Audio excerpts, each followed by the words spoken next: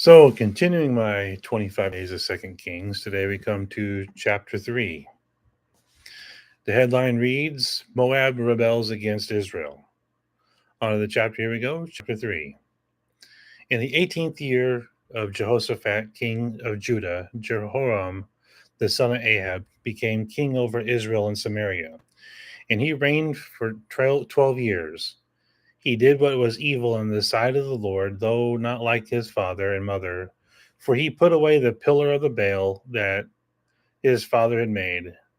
Nevertheless, he clung to the sin of Jeroboam the son of Nebat, which he made Israel to sin. He did not depart from it.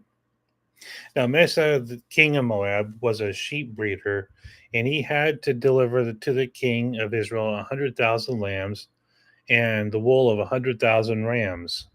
But when King Ahab died, the king of Moab rebelled against the king of Israel.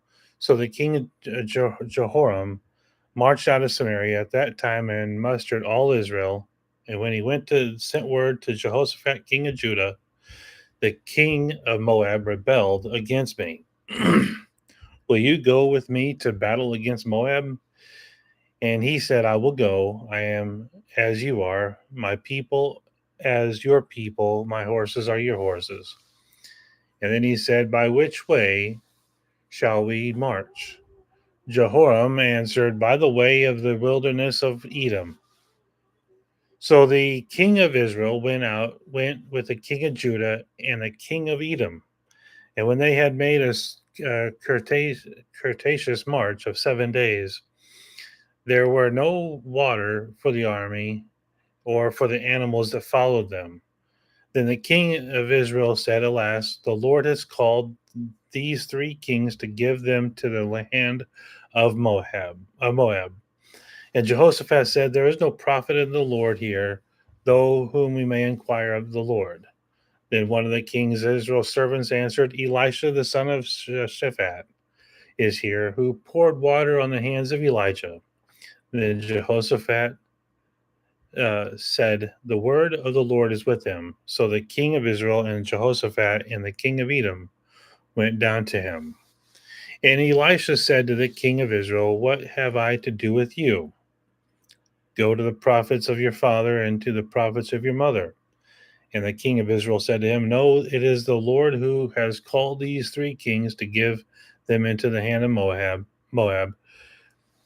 And Elisha said, as the Lord of hosts lives, before whom I stand, were it not that I have regard for the Jehoshaphat, the king of Judah, I would neither look at you nor see you.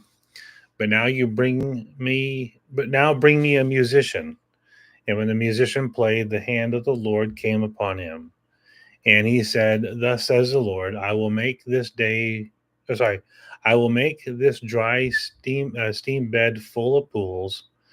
For thus says the Lord, you shall not see wind or rain, but a stream bed that shall be filled with water, so that you shall drink, you, your livestock, and your animals. This is a light thing in the sight of the Lord.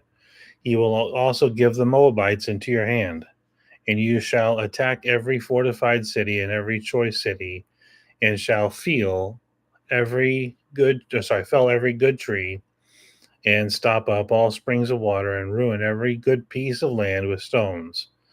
The next morning, about the time of the offering of sacrifice, behold, water came from the direction of Edom, till the country was full of water. When all the Moabites heard that the kings had come up to fight against them, all who were able to put on armor, from the youngest to the oldest, were called out and were drawn up at the border. And then they rose early in the morning, and the sun shone on the water. And when the Moabites saw the water opposite them as red as the blood, they said, this is blood. The kings have surely fought together and struck one another down. Now then, Moab to the spoil.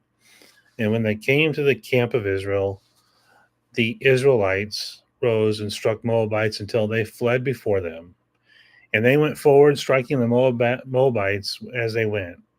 And they overthrew the cities, and on every good piece of land, every man threw a stone until it was covered. They stopped every spring of water and felled all the good trees till only its stones were left in Kirhareseth. And the slingers surrounded and attacked it. When the king of Moab saw that the battle was going against him, he took with him 700 swordsmen to break through opposite the king of Edom, but they could not. Then he took his oldest son, who was to reign in his place, and offered him for a burnt offering on the wall. And there came a great wrath against Israel, and they withdrew from him and returned to their own land.